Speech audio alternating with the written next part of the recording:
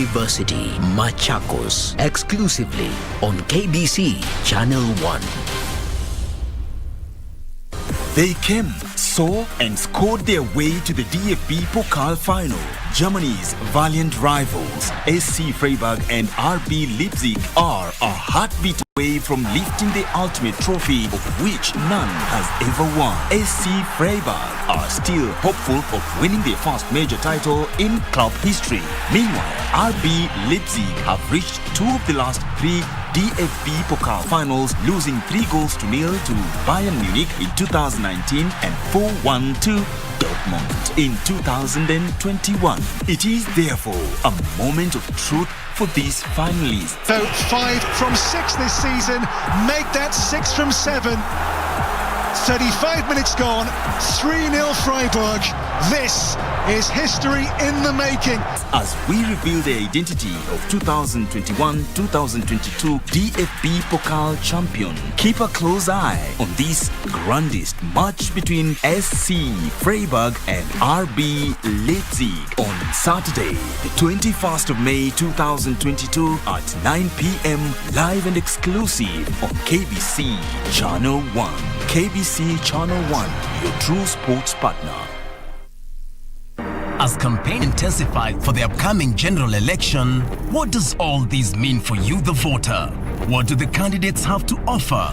How prepared are agencies charged with the election process? Join John Kuria and Safina Chieng on Kenya Decides. This and every Tuesday from 10 p.m. on KBC Channel 1 as we unpack elections 2022 with a panel of various stakeholders. Make informed electoral decisions. Mpiga kura upo? Huu ni wakati wa kucheki kama details zako ziko sawa ndani ya register ya IBC. Tembelea kituo ulikojiandikisha kufikia tarehe 2 Juni mwaka huu na uwasilisha ID au passport yako kwa afisa wa IBC. Waweza pia kucheki details zako kwa kutuma nambari ya ID au passporti hashtag na mwaka wa kuzaliwa kwa SMS 70000 au tovuti verify.iebc.or.ke. Iwapo details zako si sawa, tembelea kituo ulikojiandikisha au ofisi ya IEBC katika eneo bunge lako. Kuwa sure na details zako. IEBC, your vote, your future. Furahia maisha bora, linda jamii. Banki imeconfirm pesa zimeingia. Congratulations Sam, gari ni lako sasa. Shukran. Oi boss, suniache insurance yako nitumie kabla nijipange. We, insurance ya gari haiwezi kuwa transferred kwa mtu mwingine. Sina habari na nikuulize, hii comprehensive insurance ina cover vitu gani? Comprehensive motor insurance ina cover gari linapoharibika wakati wa ajali pamoja na uharibifu wa mali ya mtu mwingine, gari likiibiwa au likichomeka. Pia ina cover passenger wa gari lako na passenger wa lile gari lingine kunapotokea ajali. Kwani umenisahau mimi kama driver? Dereva hakui covered na comprehensive insurance, ila anajitafutia personal accident cover. Umenichanua. Rose, hata nishughulikie hiyo insurance, nitakujia gari kesho. Okay, sawa.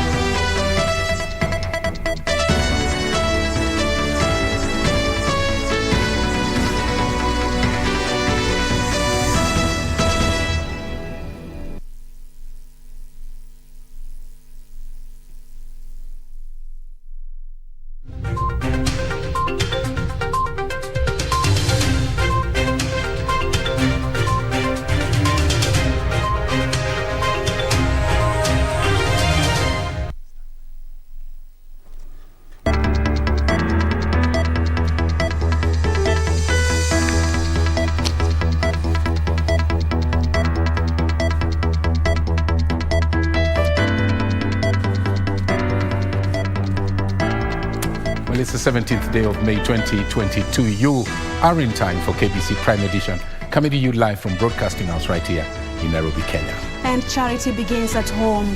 Azimio la Umoja presidential running mate Martha Karua now toured her home county in Kirinyaga County, even as more presidential candidates, including Reuben Kigame, continue to unveil female running mates. And on Kenya Decides tonight, JJ Kuria hosts a panel, the running mate question, and tonight's topic is the ultimate choices. But first, our top stories.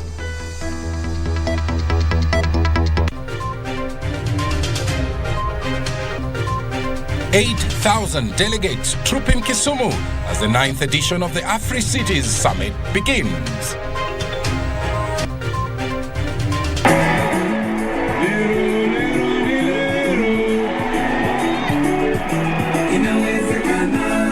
A rousing welcome for Azimio presidential running mate Martha Karua in Kirinyaga. Leo kuna magavana ambao sisi tuliwashtaki, magavana ambao wana makesi za ufisadi, makesi wengine hata wanajulikana na vituko vyao, wengine walikimbia jela. In pursuit of political integrity, politicians who fall short of the standard to be bad.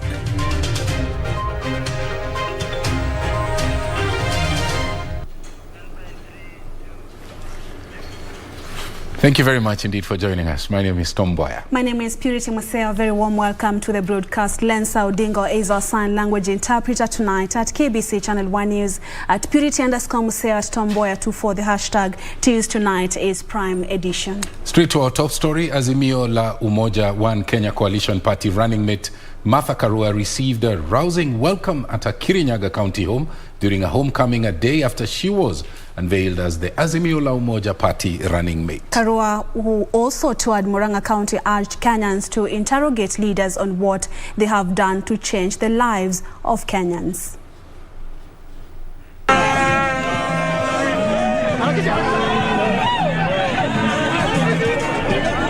The first time Martha Karua was visiting her home county after being unveiled as Raila Odinga's running mate, security was beefed up as traffic was disrupted in many parts of the busy roads across the county. The NARC Kenya leader promising to popularize the Azimio coalition in the region and ensure they secure a majority of the votes in the August 9 polls. Hii ni wakati wa kujiuliza, ni timu gani unaweza amini? Ni timu gani itakuletea mabadiliko? Kama maisha ya mtu ile tumesikia kwao ni kazi haieleweki. Kama hakuna mahali mtu ameenda akafanya kazi ya kusifika, leo hii sio ataanza kufanya kazi yako. She said the Azimio la Umoja presidential flag bearer Raila Odinga will soon tour the county. Karua implored county residents to give the coalition a chance to serve them. Nitakuwa nafanya kazi yako kikamilifu. Naye baba Raila Amolo Odinga, maisha make mote, arutete wera, inawezekana. Azimio! Leaders accompanying Karua asked residents to support her state house bid to ensure she becomes the first female deputy president. Na huyu mama si mama tu hivi amepigania Kenya miaka mingi. Ako na track record ya kupigania haki za Wakenya, na ndio sababu baba ambaye pia ako na hiyo track record wameshikana pamoja wabadilishe Kenya. Hata mtoto wetu wa Ngema eti ya kwamba ni mama wa kwanza katika Kenya mzima kwa naibu wa rais. And Deputy President Dr. William Ruto has taken issue with his opponents over what he terms as engaging in deceitful politics. Ruto, accompanied by his running mate Rigathi Gachagua, was speaking in Nyeri, and he asked leaders to focus on issues that are of value to the nation.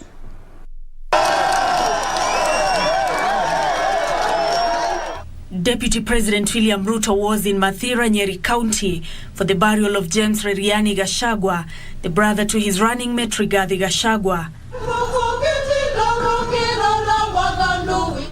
It is here that Ruto took issue with his opponents, whom he accused of engaging in what he said to be deceitful politics detrimental to national unity. That is why on the 9th of August, the people of Kenya must reject deceit and must reject deception so that we can free our country and move our country into the future united and prosperous. Ruto saying that the Kenya Kwanza team was keen on finding solutions to the country's economy, while accusing his opponents of being driven by the need to change the constitution to fit their interests. Tofauti kati yetu na wale tunashindana na wao ni kama usiku na mchana. Wanatuambia ya kwamba wanataka kurekebisha katiba kufaidi viongozi. Sisi tunasema tunataka kubadilisha uchumi kufaidi wa Kenya wa kawaida mamilioni. People are being told that you shall hold this position or hold that position. But you will note with a lot of precision that the Kenya Kwanza coalition document talks of parties nominating individuals who shall be considered for those posts. It does not go to the point of saying it shall be so and so. We are focusing the future, and the future is bright, is visible, and we can see Kenya reinventing itself. The DP defending his candidature alongside Rigathi Gachagua, terming him as a hard worker who is people-centered. Every other time I've had a conversation with Rigathi Gachagua, it has been about the people. If we are not discussing GMI, we are discussing how to improve the lot of ordinary business people. You shall have nothing but total support and loyalty from Rigathi Gachagua, because that is the way he has been brought up. Mine is yes sir, yes sir, yes sir. Women are not looking for one position, Your Excellency. We are looking for equal participation and possibly 50% of your government. And we shall not accept a bait of one position. Nancy Okware, Prime Edition. Safina Party presidential candidate Jimmy Wanjigi has nominated Willis Evans Otieno, an advocate of the High Court, as his presidential running mate for the August 9th election.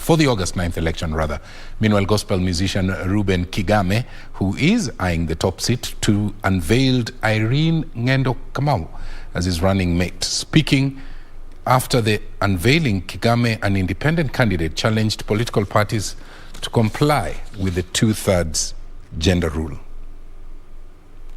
Jimmy Wanjigi, who is seeking the presidency in a Safina ticket, has nominated Willis Evans Otieno, an advocate of the High Court, as his running mate.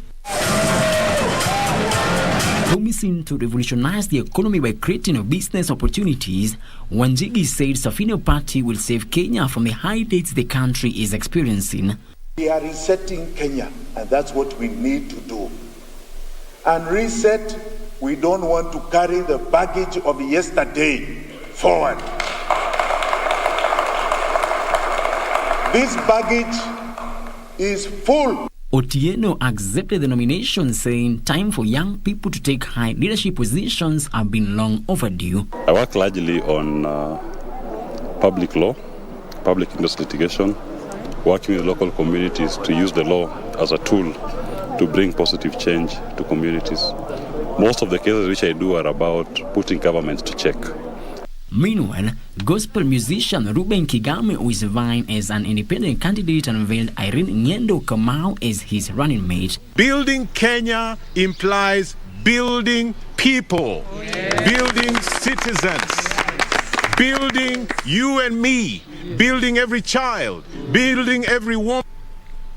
One day, one time, God knew this day would happen. Yes. And it has come. Yes. The people that lived in darkness have seen the light. Kigame challenged leaders to comply with the 2/3 gender rule, promising to address what he termed education gaps from the grassroots levels, stressing on the need to stabilize the economy. Away from politics now, the 9th edition of the Africities Summit kicked off in Kisumu City with the focus being on sustainable urban development across the continent. The summit brought together an estimated 8,000 delegates, among them key leaders across the continent. President Uhuru Kenyatta graced the forum, as Wycliffe Okech now reports. First day of the Africities Summit in Kisumu City. Delegations from across and beyond the African continent streamed to the Jomo Kenyatta International Stadium for a summit being held in an intermediary city for the first time since inception. The summit brings together at least 8,000 delegates, including key leaders across the African continent, exhibitors and international media practitioners, rallied by the common goal of charting the way forward in devising homegrown solutions to the challenges bedeviling African cities. Led by President Uhuru Kenyatta, who officially opened the conference, speakers underscored the need by African cities to devise a common approach in addressing challenges in the urban settlements. So as we convene to deliberate on how we can establish a shift towards a new urban paradigm and unleash the potential of intermediary cities in fostering inclusive development and the realization of our SDGs and all other social economic development initiatives, we must keep in mind that Africa is becoming increasingly urbanized. We wished to send a clear message that the reality of our continent is reflected in the way we treat our intermediate cities. The AU has developed also the African Charter on Values and Principles of Decentralization, Local Governance and Local Development to facilitate implementation of decentralization, which remains a challenge in many countries. Kenya's 2010 constitution also receiving plaudits for birthing the devolution concept. Further, county governments are the generators of spatial plans and development plans that are aimed at promoting evidence-based decision-making. Intermediate cities also have the potential to address inequalities among groups that have arisen from central power structures that disproportionately channel resources to few urban areas. President Kenyatta used the platform to highlight his government's contribution to the development of intermediary cities through infrastructural development as envisaged in the Big Four agenda. These concerted actions have been through the Kenya Devolution Support Program, the Urban Support Program, the Kenya Slum Upgrade Program, and the Kenya Informal Settlement Improvements Program. The theme for this edition of the Africities Summit lies in the role of intermediary cities in the implementation of the UN Agenda 2030 as well as the AU Agenda 2063, both of which seek to improve living conditions for the populace. There is a deficit of housing and housing finance, with only 15% of urban dwellers in Africa able to afford to purchase their own homes. It's therefore obvious that we are already out of time to have our cities and urban areas connected by road, rail, air, ICT, and waterways. The summit is set to run up to May 21, with the local government seeking to sell the lakeside city as viable and prime for investment. For Prime Edition, I am Wycliffe Okech. Former Tana River County Governor Hussein Dado and Garsen Member of Parliament Danson Mungatana are seeking a comeback after years in the political cold. Dado was trounced by Godana Dado in 2017 after serving one term as the county chief, while Mungatana lost the Garsen MP seat in 2013 and he has not been successful in capturing another seat. The duo are seeking governor as well as Senate seats respectively on a UDA ticket. Both are now leading a campaign rally for Deputy President William Ruto's presidential bid in the county. Speaking during a political rally at Hatata Primary School grounds in Mororo, Dado urged the residents to support and vote for Ruto come August 9th. Mnataka seneta ambaye atazungumza wafanyie kazi ama mnataka seneta maziwalala? UDA members tunapongeza hiyo kwa sababu Gachagua nilifanya naye kazi katika provincial administration. And Kenya Kwanza leaders in Narok County have called upon residents and their opponents to maintain peace during this campaigning period. Speaking outside the Narok County Commissioner's office after a 2-hour closed-door security meeting chaired by Narok County Commissioner Isaac Masinde, Narok County Governor Samuel Ole Tunai thanked the commissioner for cancelling Monday's meeting for the sake of peace. Na tumekubaliana kama team ya kwamba tutaomba wananchi wetu wote wakuje na amani, hatutakuwa na furugu yoyote. La muhimu sana ni kwamba sisi tulichaguliwa kwa msingi wa kulete kaunti hii pamoja na kulete watu wote wa kaunti hii pamoja. Meanwhile, a bitter political war is looming between the United Democratic Alliance Party and Pamoja African Alliance Party in Kilifi County, following differences over the fielding of candidates under the Kenya Kwanza coalition. Na tufanye kazi pamoja kwa sababu ya kuhakikisha Kenya Kwanza, rais wetu wa 5 Mheshimiwa Ruto amekuwa rais. Elsewhere, KSS MP Swarup Mishra, who is seeking to retain his seat on an independent ticket, was moved to tears after receiving a heroic welcome from his constituents in KSS town 2 days after Kenya Kwanza brigade leaders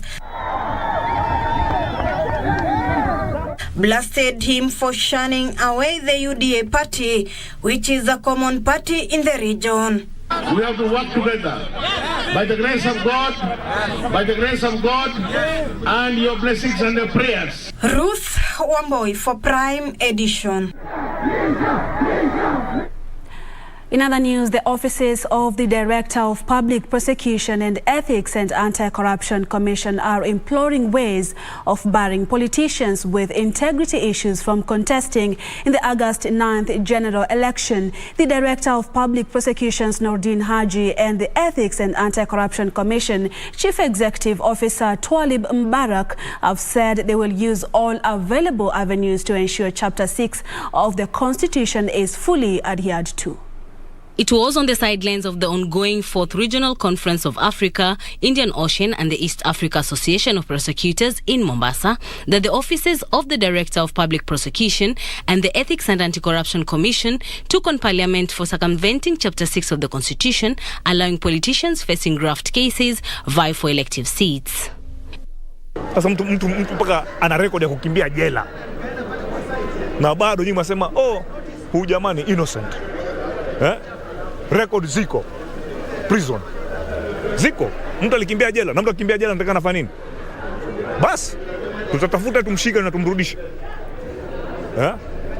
Tuambiwe ni siasa nini, hakuna shida. Unajua huwezi kufurahisha kila mtu, kufurahisha kila mtu itakuwa shida.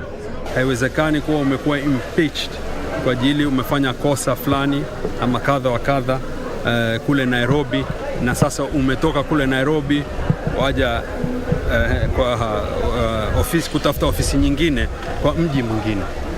Hilo jambo nadhani haliwezekani na itakuwa ni kucheza shere ama kuchezea shere sheria. They reiterated that they shall work round the clock to push for justice and have a free and fair election. What we are doing as ODPP is prioritizing our resources, our expertise and our abilities to ensure that we have the requisite or that we are able to pay attention to elections in Kenya, and that violence and abuse of processes are not experienced this time round. Mbarak said that already his office of seized with information of biogas certificates being presented by some candidates, and he will be liaising with IEBC to ensure such individuals are not cleared. Saa hii tushaanza kupata habari kuna watu wanataka kupigania governance na wana degree, lakini semekana walimaliza form 2, wengine sasa 7 liver, sasa class ya 7 alafu uko na degree secondary ulisoma wapi? Kwa hivyo kuna shida nyingi, lakini sasa sheria ndo zinatusumbua. Treasury and Planning Cabinet Secretary Ukur Yatani, who opened the forum, noted that the sharing of information amongst the countries in the continent will play a critical role in solving the emerging transnational organized crimes. I think most of us in the region have experienced or continue to experience to a great extent the adverse effect of terrorism and corruption, which distorts resources and denies the public the opportunity to get better service delivery when the public is actually paying for it. This is a very important moment that we need to now share those lessons and see how best we can deal with them. For Prime Edition from Mombasa County, I am Ann Boro.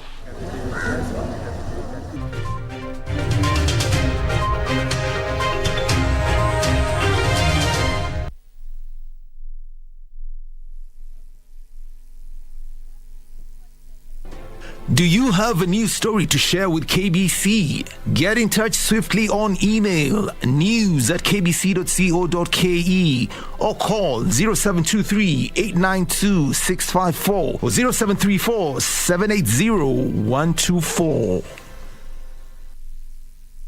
To get John chapter 11 as your skiza tune, dial *811 *965#.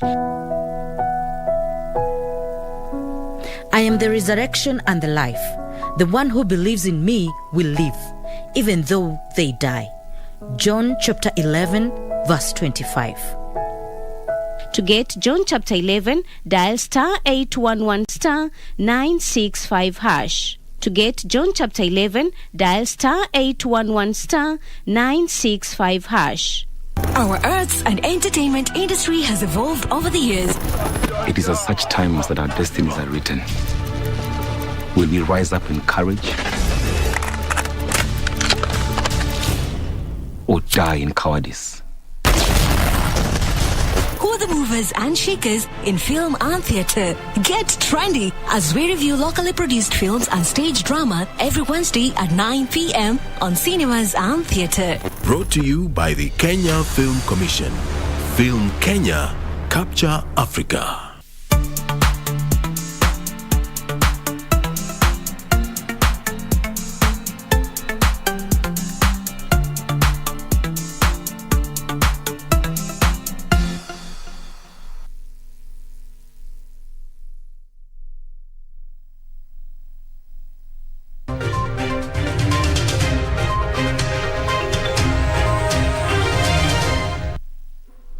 Welcome back to KBC Prime Edition. And Kenya Decides continues tonight. John Jacob Kuria, our colleague, speaks about the running mate, the ultimate choices. We saw from the 15th, of course, different parties. The UDA was chose its running mate, who is Gachagua, and today, different presidential candidates have been choosing running mates. But what does this mean as far as the 9th poll or winning this election is concerned? That is what John Jacob Kuria is talking about with a panel of guests. John Jacob, it's nice to speak with you. I'm sure you've heard this question. Please, as you answer it, tell us, who do you have on board and what do we expect from that conversation? He's coming to us live from the Norfolk Hotel.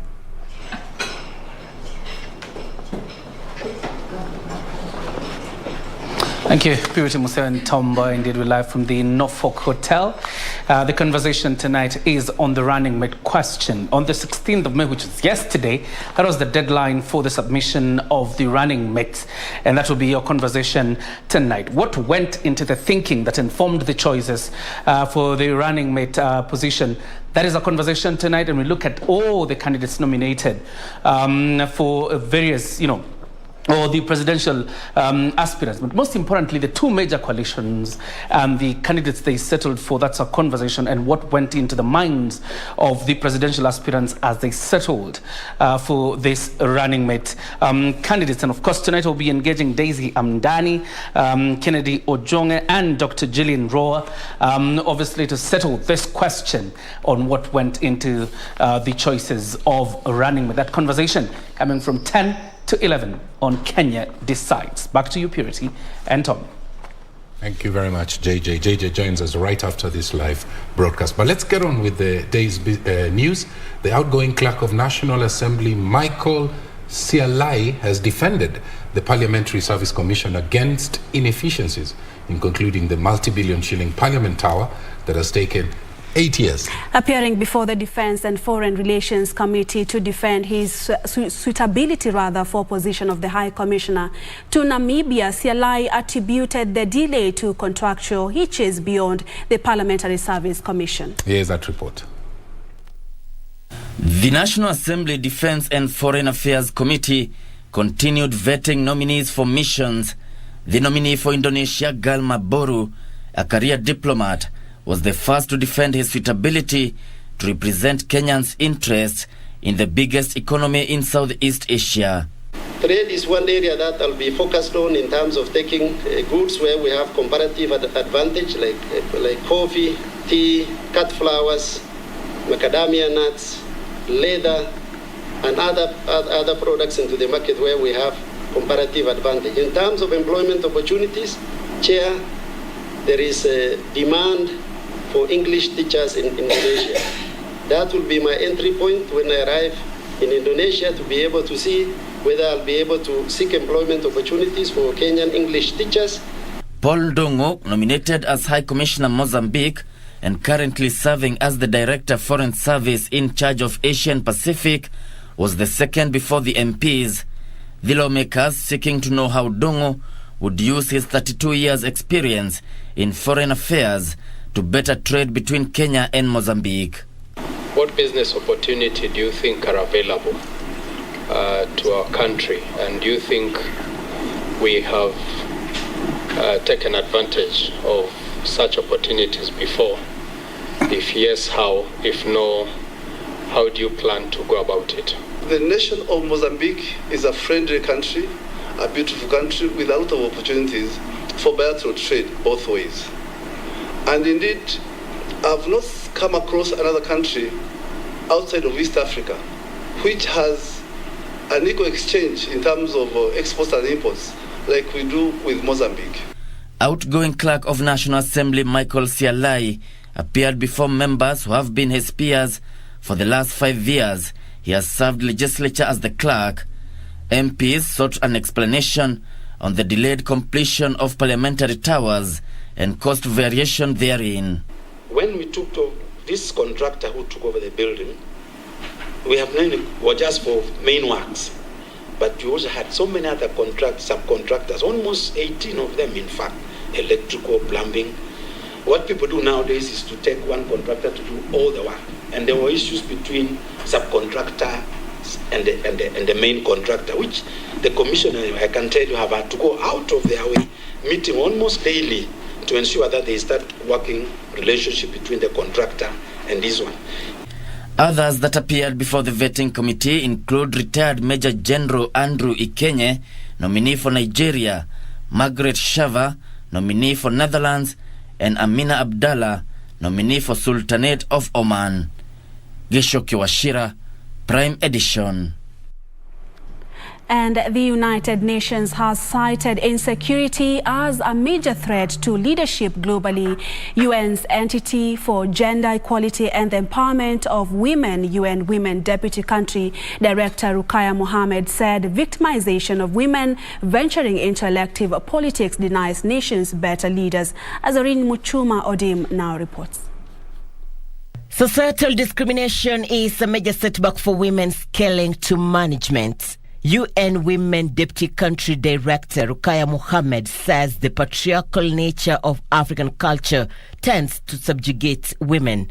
Threat to their lives, their safety online, and also, so they receive threats by phone, and some of them, people come to attack, during their rallies, they are interrupted. So that is really a challenge for women, both physical and online, a threat to their safety and security, and also the threat to their families. While stating that women easily steer development from family to national level, Rukaya lauded Martha Karua's presidential running mate nomination as a gain in gender balance. I will even start with my country, Ghana. I know we've never had a woman as a vice president, so that should even be the starting point. I will encourage every country that women are good leaders.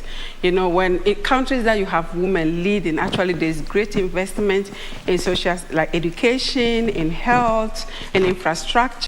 Sentiments echoed by the African Women Leaders Network Kenya, who endorsed Karua's reformist and resilience credentials. She stands tall as a woman, but more importantly to note is that as a leader in her own right, she stands out. There have been women even who have vied for presidential positions, but Martha is a woman accepted across the nation. She's a woman who everybody knows. Whether you like her or you don't like her, you know her, and you know what she stands for. And you know that everybody says she's a no-nonsense woman. Irene Chuma Odim, the Prime Edition. Brigadier Joyce Sietene is a Kenya Defence Forces education officer who's known to many in her constituency for actively participating in gender mainstreaming processes at the Ministry of Defence, as well as the directorate of the director of the International Peace Support Training Center. Nisi Imano has a sit down with the brigadier and brings us this week's episode of the Military Tales.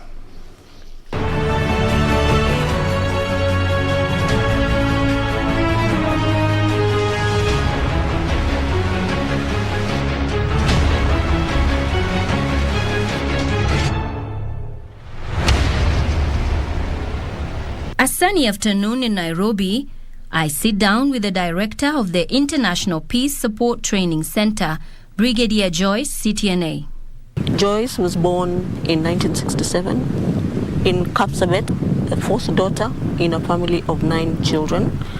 She is a Kenyan Defence Forces education officer by background and holds a bachelor's degree in education from Kenyatta University and a postgraduate diploma in peace and conflict studies from the Africa Nazarene University. And majored in history and Christian religious education. After which I went into teaching for a short while. As a graduate teacher, I taught for 4 years in Longisa High School, which is in Bomet County. I thought of changing careers and joined the military. So I joined as an education officer in the military in 1994. Brigadier Sietene graduated from the National Defence College, Kenya, and has held several appointments since joining military service. First began in the Women's Service Corps when I graduated from the Kenya Military Academy, which was then the Armed Forces Training College. This was an infantry unit based in Nyali Barracks. Over the years, Brigadier Joyce has gathered extensive training experience in instructional methodology and adult education techniques and a wide knowledge of curriculum design and its practical application. In 2001, Brigadier Sietene served in Rwanda as part of the Kenya Military Assistance Training Team. This was after the conflict in Rwanda, you remember the genocide in 1994. But this was in about 2001, 2002. And from 2002 to 2003, was seconded to the United Nations as a military observer in the Democratic Republic of the Congo. I was in Rwanda helping the Rwandese army build the capacity of the new army that they had established at the time. And this was a significant turning point in my life because I saw what conflict can do to communities and what conflict can do to women. During this period, she developed a particular interest in gender issues and went on to participate in gender training all over Africa on behalf of International Peace Support Training Center and the Pearson Peacekeeping Center, Canada. And looking at gender and peace and security has become a very important aspect of my career today. In Eastern DRC, during the conflict, and even up to today, women are targeted greatly. You know, atrocities like rape, abduction, displacement, those that bear the brunt of conflict are mostly women. Brigadier Sietene has had her fair share of challenges along the way, and even just a few years ago, she suffered a huge blow to her health. Life is not without challenges. Yes. As a person, one of the major challenges has been that in 2010 I was diagnosed with a brain tumor, and that was daunting as well. But I overcame that, and I'm able to continue with my work as expected. Even through that experience, her mental and physical resilience was strengthened. I thought this would incapacitate my ability to carry out training, but that did not.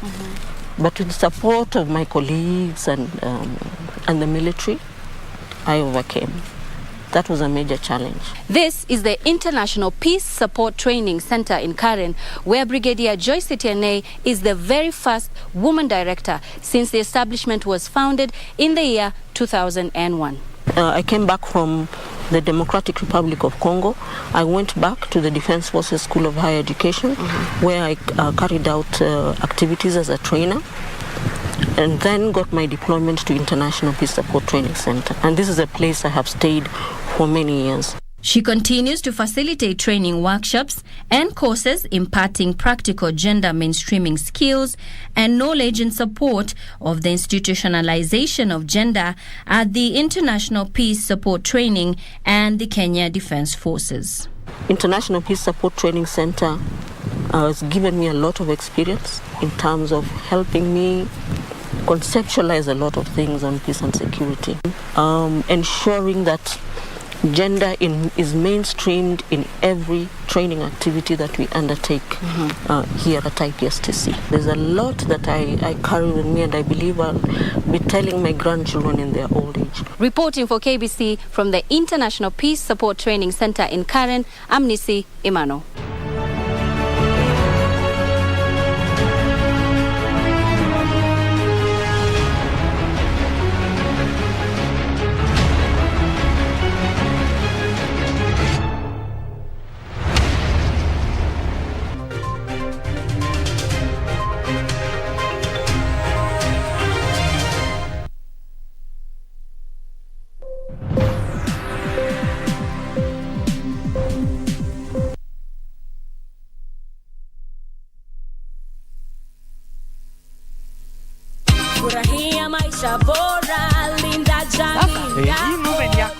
Asante. Hii ng'ombe itatoa maziwa mengi kabisa. Sasa shida ya school fees imeisha tena. Chukua hii. Hebu nikuulize, hii maneno nasikia ya bima ya elimu inaweza kuonekana mtu anataka process ya kuchukua insurance kapa yote ni rahisi. Hata niko na kapa ya gari yangu. Kwanza unajaza proposal form kama hii na uijaze wewe mwenyewe. Na kama haujui kusoma, uijaze na mtu mwingine. Hakikisha ile majibu umepatiana ni sahihi na ni ya kweli. Pia thibitisha insurance cover imeangalia maslahi yako. Na usiwahi sign proposal form ambayo haijaandikwa kitu chochote. Pia ukumbuke kujitolea photocopy yako. Sasa wacha nianze hiyo process. By the way, ukisubmit hiyo proposal form, uhakikishe umepatiwa policy document. Uisome na uielewe. Hiyo ndio dhibitisho ya kuwa unapiva.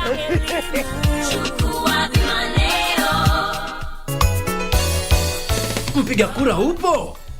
Ni wakati wa kucheki kama details zako ziko sawa ndani ya register ya IBC. Tembelea kituo ulikojiandikisha kufikia tarehe 2 Juni mwaka huu na wasilisha ID au passport yako kwa afisa wa IBC. Waweza pia kucheki details zako kwa kutuma nambari ya ID au passporti, hashtag na mwaka wa kuzaliwa kwa SMS 70000 au tovuti verify.iebc.or.ke. Iwapo details zako si sawa, tembelea kituo ulikojiandikisha au ofisi ya IEBC katika eneo bunge lako. Kuwa sure na details zako. IEBC, your vote, your future. After 10 years, Machakos County is gearing up to elect a new governor. How well do you know the candidates and what do they have to offer? KBC Channel 1 has organized a gubernatorial debate for Machakos aspirants this Thursday, 19th May, live from Scott Christian University, Machakos, exclusively on KBC Channel 1.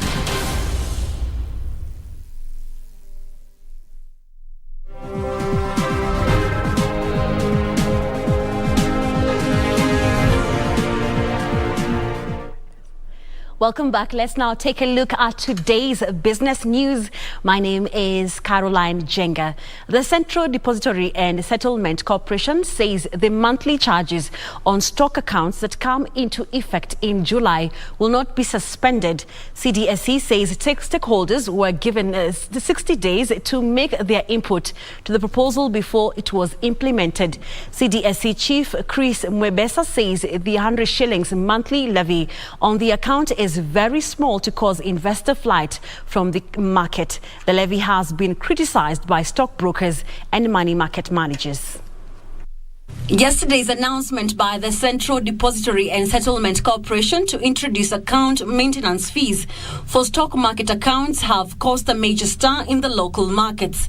Stockbrokers say the move is likely to stifle the growth of the market, which has suffered a major investor hemorrhage in the last 10 years. CDC need to relook their strategy in terms of how are they going to make it more exciting for more people to join and ultimately earn from them in the future, not killing an already shrinked number of investors.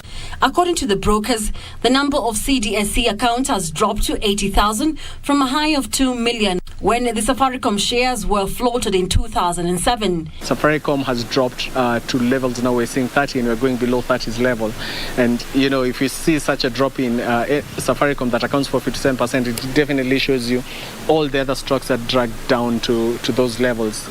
Under the new proposal, CDSC account holders have been slapped with a new 100 shillings a monthly fee in a bid to help the Settlement Corporation shore up its revenue. So we want to be very equitable and very fair to all our stakeholders. But we can only do that if we remain financially sustainable and we're able to maintain our system. CDSC Chief Chris Mwebesa says the new fee will also help CDSC expand the trading platform. Platform one can lend their securities, they can borrow securities for trading strategies. We are seeing that it's starting to pick up. Market brokers say there were no proper consultations before the new charges were introduced. The fee will apply to both active and dormant accounts. It's a move that has heavily been challenged, even in social medias. There's not been public participation on the part of CDSC in terms of just, talking to shareholders or investors in this market to just get their input. Some of our fees are legislative. Others are not. This is one fee that is not legislative. So there's no requirement for public participation. We've given a notice of 60 days. There are about 80,000 actively trading accounts, out of which 60 to 70% are dormant, according to Kevin Miner from Genghis Capital. However, CDSC says that there are 1.64 million accounts, where 56,214 traded in the first quarter of 2022. Non-dormant accounts were reported at 404,742 and dormant accounts at 1.176 million accounts. Moving on, about 60% of those living in urban areas are obese due to the proliferation of fast foods and consumption of high-fat diets. Max International CEO Joseph Votiki says urban dwellers should adopt healthier eating habits to avert an impeding health endemic that might cripple the working population. First joined to being a bronze associate to silver associate to... As more than half the urban population battles with obesity, the number in rural areas are less than a third of that, standing at 19.5%, mainly due to eating healthy and getting involved in activities that make them exercise. This is mainly attributed to eating habits, where those in urban centers mainly consume high-calorie foods, that has seen the number of obese individuals increasing, a matter that food companies say reflects the association of unhealthy foods to affluence. Your future can't be bright if your cells aren't healthy. Nobody ever thinks about anything if you're sick, right? So it's so important, and especially when we're thinking about the times that we're in. They now say the growing number threatens the overall productivity in urban areas as it poses a health burden to the government. You have very well-educated people here. You have people who demand the best. You look around Nairobi, what a dynamic city. You see the growth. You see everybody looking for economic expansion. Max International CEO Joseph Wojcicki now says individuals should consider changing their lifestyles to encompass regulated diets and health supplements. We don't end up being a burden to the overall society so that people can stay healthier longer. Hibak Said for Prime Edition. Studies. Right? We do not. Foods has launched a 1 billion shillings subsidiary focused on modern and commercial farming. The company says Trigger Fresh will focus on supplying informal retailers and urban consumers with lower cost, better quality and safe food. Details of these and other stories from our corporate scene. Standing at 5,199 meters, Mount Kenya is the second highest peak in Africa and is one of the key adventure tourism destinations. Its scenic views with diverse wildlife make it a unique destination. It's exciting, it's beautiful. Yeah, there are a few things which are good, many things are good, and a few things can be the enablers to make it even better. We will have a Marshall Plan for Mount Kenya National Park. Speaking during the 4-day hiking expedition that aimed at boosting the domestic tour portfolio, Tourism and Wildlife Cabinet Secretary Najib Balala said adventure, hiking and mountaineering experiences are key catalysts in the recovery of tourism business in Kenya. Still on tourism matters, Radisson Blu Hotel in Nairobi has resumed operations after 2 years under new leadership after finalization of the acquisition of the facility. Congratulations to Radisson Blu. We know you have the product, you have the service, and we will all go to support you. So, yes, congratulations for this reopening, and we look forward to better service. We had around 300 staff before we closed back 2 years ago, and we've employed just over 220. So we're back to a good number that can run this hotel, but keeping in mind that COVID really affected us, we still will try and see how we can manage with what we have. The hotel is banking on its modern style and ability to let guests focus on a work-life balance to attract traffic. And Twiga Foods has invested 1.5 billion shillings in a system that would help reduce fluctuation of food prices by directly linking farmers to consumers. And essentially, this is a project that I'm very, very proud of, because what we've done in a very, very short span of time is to step change food production in the country with regard to things like tomatoes, onions and watermelons. And working with IFC, we've started building protocols in terms of how we're assessing our impact or how we're actually looking at food production on the ground. The investment targets to scale up the efficient production of domestic horticultural staples like onions, tomatoes and watermelons. Regina Manyara reporting for Prime Edition.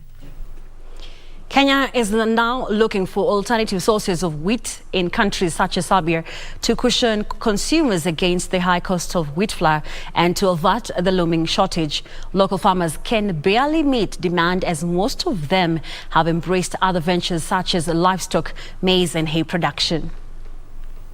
Kenya is staring at wheat shortages with the current consumption at 24 million bags against an annual production of about 2 million. Kenya imports about 60% of wheat from Russia and Ukraine, but the conflict between the two countries has only made matters worse. Farmers in Kenya can barely meet local consumption demand due to what they term as high cost of fuel and farm inputs including fertilizer. Those farmers now are farmers which are using bomaros.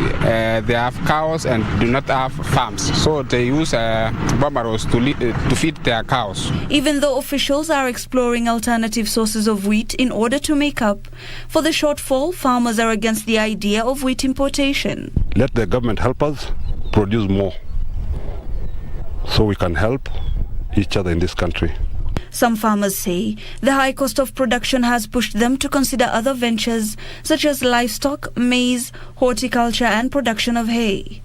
Kenya had hoped to plug the deficit by importing wheat from India, but the Asian country has since banned imports to secure its local market in the wake of a devastating heat wave that decimated the crop. A 2-kilo packet of flour is retailing at about 180 shillings. Kenya is eyeing Serbia to cushion consumers against the high cost of wheat flour and to avert the looming shortage. Hibak Said for Prime Edition. That story brings to a close business news for tonight, and I'll hand you over to Tom Mboya, who's going to take us through the sports update. My name is Caroline Jenga. Have a good night. See you tomorrow.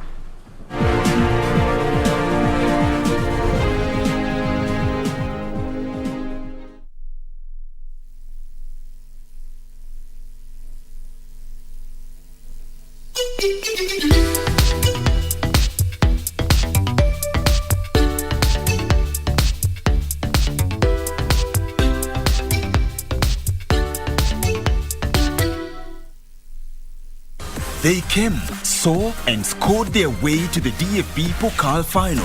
Germany's valiant rivals, SC Freiburg and RB Leipzig, are a heartbeat away from lifting the ultimate trophy of which none has ever won. SC Freiburg are still hopeful of winning their first major title in club history. Meanwhile, RB Leipzig have reached 2 of the last 3 DFB Pokal finals, losing 3-0 to Bayern Munich in 2019 and 4-1 to Dortmund in 2021. It is therefore a moment of truth for these finalists. So 5 from 6 this season, make that 6 from 7. 35 minutes gone, 3-0 Freiburg. This is history in the making. As we reveal the identity of 2021-2022 DFB Pokal champion, keep a close eye on this grandest match between SC Freiburg and RB Leipzig on Saturday, the 21st of May 2022 at 9 p.m. live and exclusive on KBC Channel 1. KBC Channel 1, your true sports partner.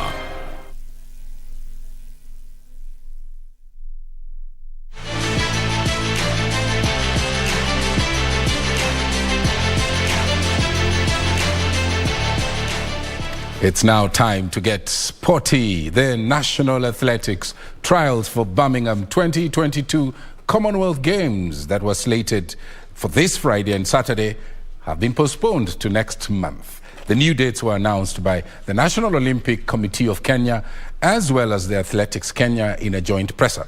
The change is more to give all the athletes the opportunity to compete for the slots to represent Kenya at the Commonwealth Games in the United Kingdom and the World Athletic Championships in Oregon, USA. Addressing a joint press briefing at NOC offices, NOC President Paul Tegat announced that they had agreed with Athletics Kenya to delay the trials, which were initially scheduled for May 21st and 22nd to June 24th and 25th. The trials for the two major events will be conducted at the Kasarani Stadium. Athletics Kenya President General Retired Jackson Tuwei disclosed that the trials will double up a selection for the World Championship team that will head to Oregon.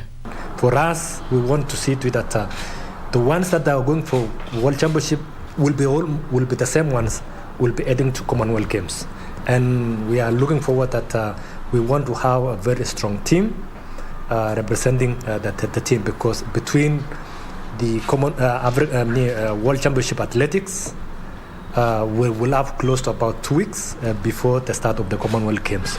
The AK president further informed that the athletes are expected to meet all the qualification conditions for the World Championships, including the anti-doping regime and the AIU protocols. We have to give the athletes the best chance, because the athletes have got to be given those chances in very good environment so that they can do well, and we have a good and wonderful selection for the team that can go and represent all of us wherever we are going.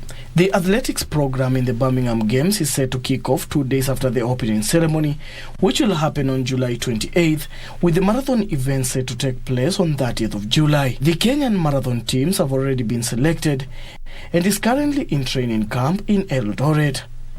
Kenya will be making its 17th Commonwealth Game appearance in Birmingham. The first batch of Team Kenya to the just concluded Summer Deaflympics in Brazil will arrive back home tonight after a very impressive performance at the global showpiece. Kenya, remember, won 5 gold medals, 7 silver and 12 bronze to rank 10th globally. And you know what? First in the continent of Africa. Ukraine emerged first to finish ahead of USA after clinching 61 gold medals, 38 silver and 38 bronze medals in total, and claimed the title. The US finished in the second place, winning 19 gold, 11 silver and 25 bronze medals. Kenya clinched a total of 25 medals, 5 gold, 7 silver and 12 bronze, to emerge the first country in Africa, while Algeria was second with barely 5 medals.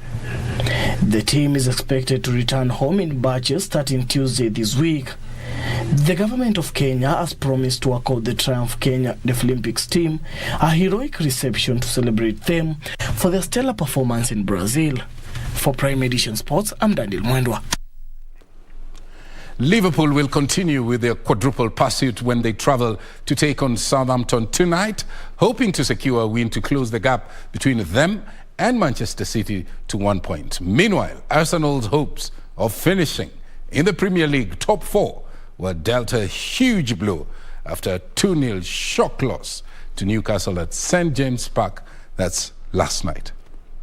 One goal from Ben White and a goal from Bruno Guimaraes assured Newcastle a 2-0 win, which has affected Arsenal hopes playing the Champions League next season. The result confirmed Chelsea